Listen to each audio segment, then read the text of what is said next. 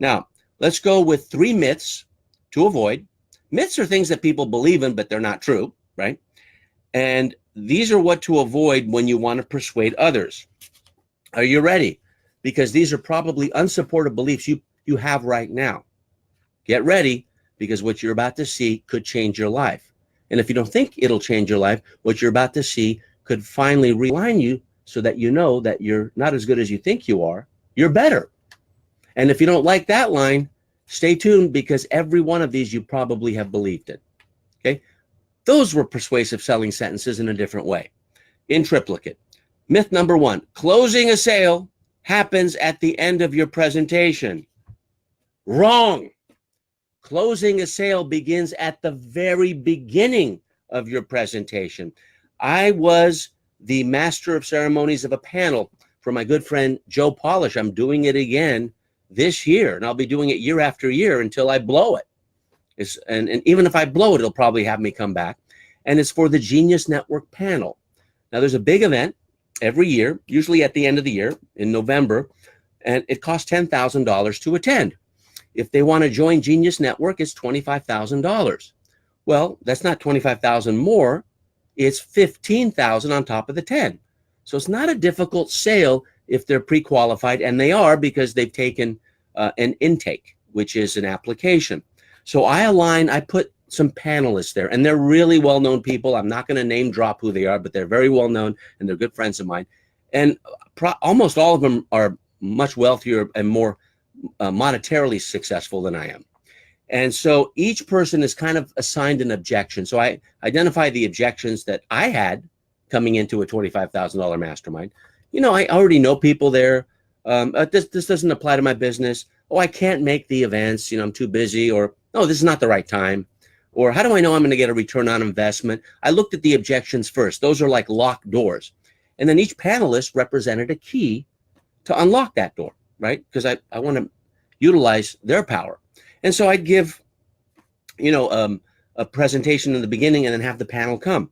Well, the closing of the sale didn't happen at the end.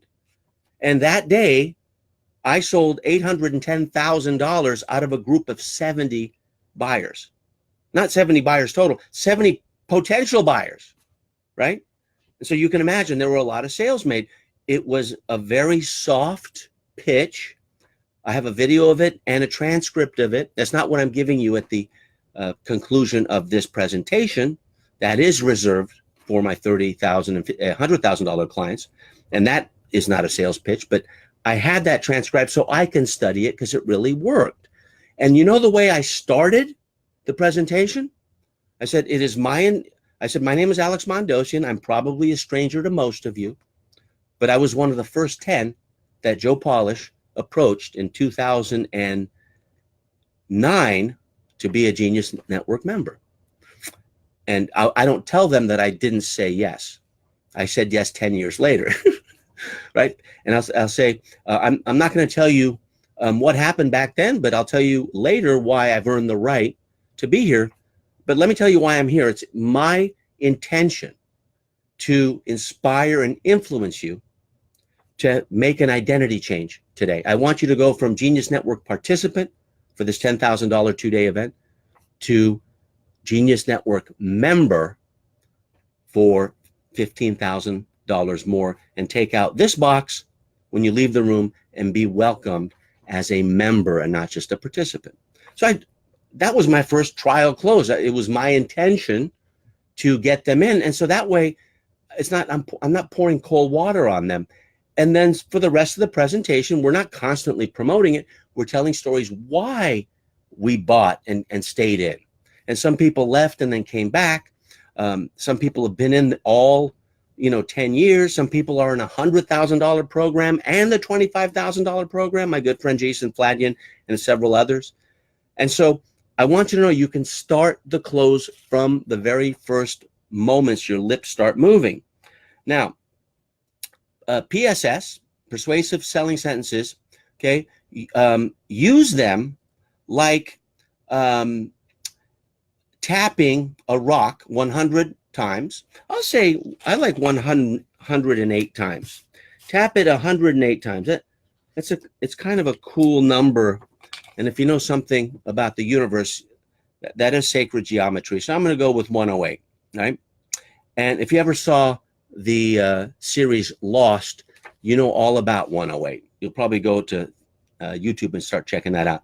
Tapping a rock 108 times until it finally splits. So you're not taking the sledgehammer like Thor and going bam, because that's not fun. You're tapping, tap, tap, tap, tap. It's verbal persuasion. It's awesome. All right. So the close doesn't happen at the end. It starts from the beginning. Myth. Being persuasive means being great at great at selling others. Okay. No, you don't need to be great at selling others. You just need to be great so people understand what you're saying, that you enunciate properly. Right? Here's a key point. Most high ticket sales processes require 2 or more people. It doesn't, how do you get $100,000 sale with one person in one sitting? It doesn't happen. It hasn't happened to me. And I've had over several dozen 100K clients. It takes time, and many times it takes 2 people, a setter and a spiker. That's the first person doing the discovery, and the next person who's drilling deep and making sure they're a good fit, because it's a lot of money. And so for me, my setter, like in volleyball, is Sandra Bravo, our general manager, my partner in life. I'm the spiker. Bam.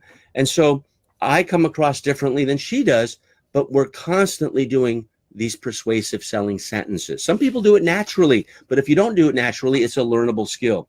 Next, verbal persuasion is an inborn skill. People think that, hey, if I'm persuasive, it's got to be inborn. Wrong. The key point is learning and applying persuasive sentences, right, can change your life and can change the life of the other person. Because if that other person makes the sale and they don't come on board, because that's what happens, their objection was more persuasive than your persuasion. Well, if that happens, guess what? You're robbing that person if you have something worthwhile to enroll them into.